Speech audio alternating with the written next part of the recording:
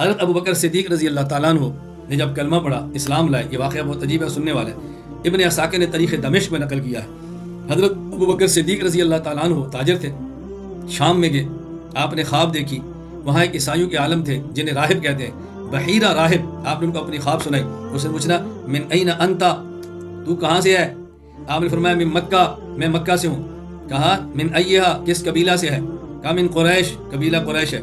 فعیش انتا، تو کرتا کیا ہے؟ کہا تاجرون، میں تجارت کرتا ہوں۔ یہ جب چند ایک سوال پوچھے، کہاں سے ہے، قبیلہ کون سا ہے اور کیا کرتا ہے، پھر کہا ان صدق اللہ رؤیاک، جو تو نے خواب بتائی ہے، اللہ نے اگر تیری خواب کو سچا کیا تو یہ یاد رکھنا فإنہ سیبعث نبیا من قومک، تمہاری قوم میں ایک نبی آئے گا، اللہ تکون وزیرہ فی حیاتہ وخلیفتہ بعد موتہ، جب اس دنیا میں ہوگا تو اس کا وزیر ہوگا، جب وہ اس دنیا کو چھوڑ جائے گا تو اس کا جانشین ہوگا، اللہ اکبر، تو اس کا جانشین ہوگا۔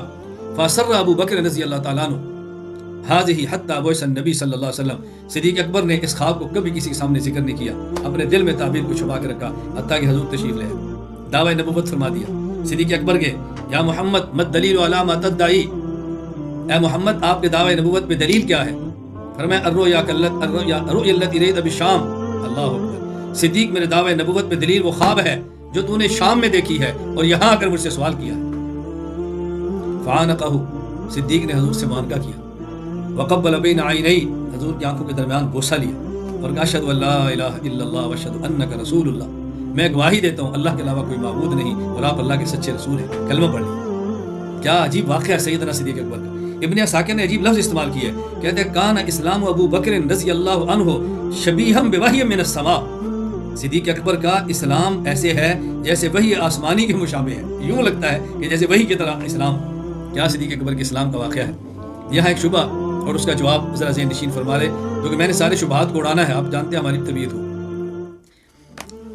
آپ کہیں گے ہم نے آج تک یہ سنا کہ صحابہ کرام میں سے ابو بکر صدیق وہ صحابی ہیں جنہوں نے رسول اللہ صلی اللہ علیہ وسلم سے دلیل کا مطالبہ نہیں کیا اور بغیر دلیل اور معجزے کے مطالبہ کا کلمہ پڑھا ہے، اور آج ہم سن رہے ہیں کہ ابو بکر صدیق بھی کلمہ لا رہے لیکن دلیل کے بعد لا رہے ہیں، تو کیا وہ بات ٹھیک نہیں تھی یا یہ ٹھیک نہیں تھی؟ میں نے کہا توجہ سے بات سمجھنا، جو کہتے ہیں صدیق اکبر ایمان لائے بغیر دلیل کا مطالبہ کیے، بغیر معجزہ دیکھے، وہ بھی ٹھیک کہتے ہیں۔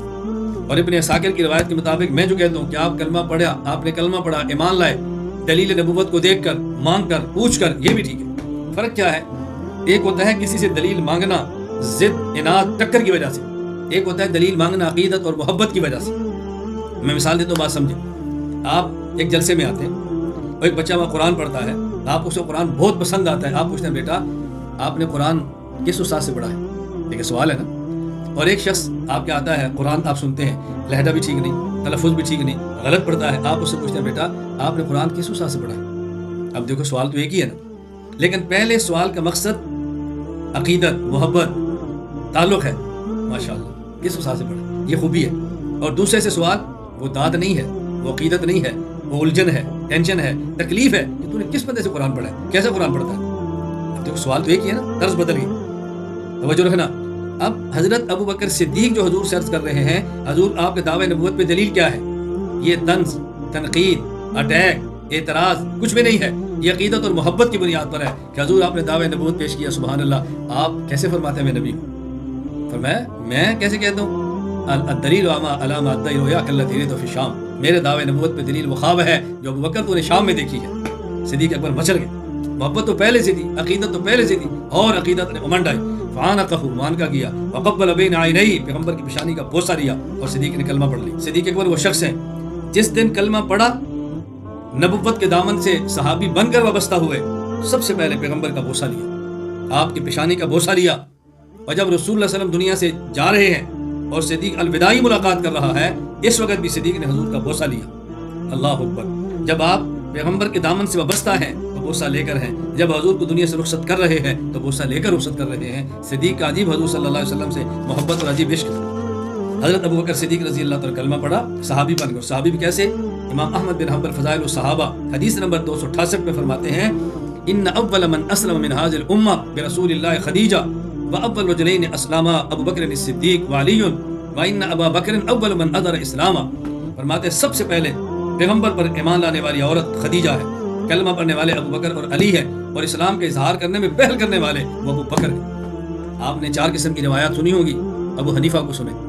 ابو حنیفہ کا مزاج دیکھیے، امام اعظم حنیفہ رحمہ اللہ کس طرح حدیث میں تطبیق فرماتے ہیں۔ کسی نے کہا سب سے پہلے کلمہ پڑھنے والے ابو بکر، کسی نے کہا سب سے پہلے کلمہ پڑھنے والے علی، کسی نے کہا سب سے پہلے کلمہ پڑھنے والے زید، کسی نے کہا سب سے پہلے کلمہ پڑھنے والی خدیجہ۔ ابو بکر فرماتا ہے چاروں ٹھیک ہے۔